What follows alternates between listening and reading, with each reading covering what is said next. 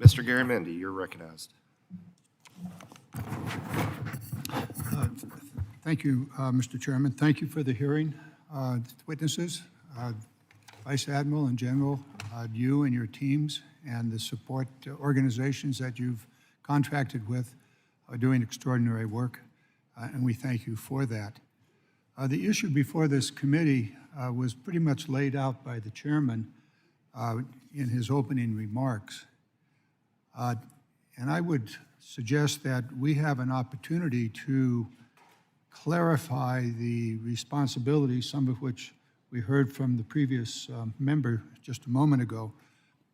A couple of things here. First of all, the notion, President Biden's correct. Okay, we'll put up the full cost of reconstruction. However, that legislation should be written in such a way that that the federal government will be reimbursed for any money received in the liability issues. The $350 million that the state of Maryland had as an insurance policy on the bridge, as well as whatever other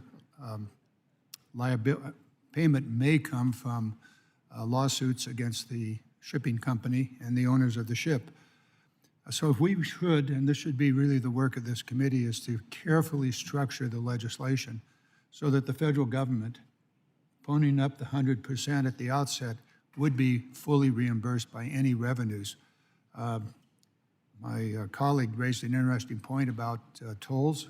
We should consider that and how that fits into it, and keep in mind the entire interstate system where tolls are collected in various places across the United States.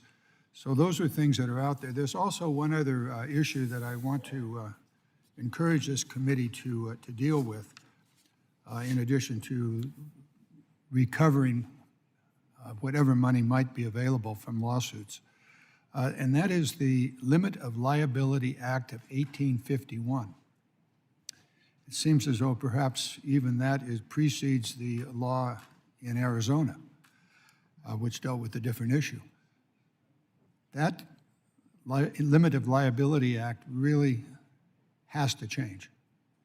And I would urge the committee to take up this issue. I intend to present to the committee at the appropriate time a piece of legislation to do so, so that the owners of these vessels would be held responsible for the cost of their mistakes.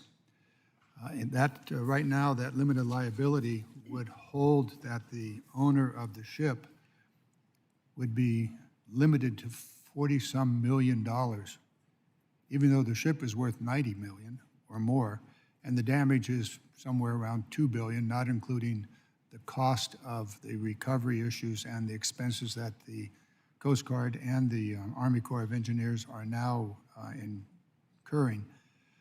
So my point here is to raise this policy issue and really the work of this committee as we go forward. I think the chairman correctly pointed out that we don't need to do much for the next couple of months, but this year we have to pass legislation to clarify the ability of the federal government to receive any funds that are available from various lawsuits that are out there. And also, this committee should, since it is our jurisdictional area, deal with this 1851 law that limits the liability of the ship owner to any accident and problem that they may cause. Now, I don't know if this is an appropriate question for the General and the Vice Admiral, but you're welcome to jump in if you'd like.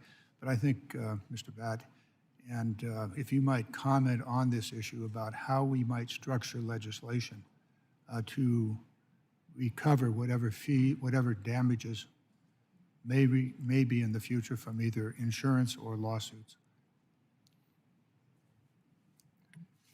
You can look for help, but you won't. No, I just, you referenced them, and I just, so, you know, No, I'm taking a lot of the it's answers. all yours. So I don't want to, happy to share the time.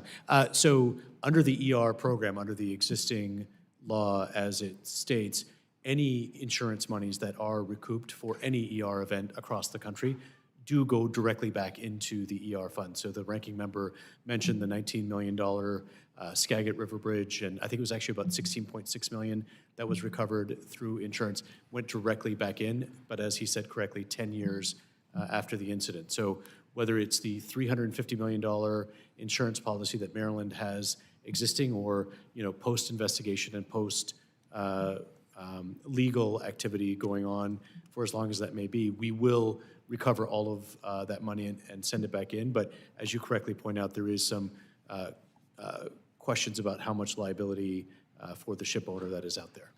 That is a question really should be addressed to the Coast Guard, who might want to comment on it, but I'm out of time now, so I will yield.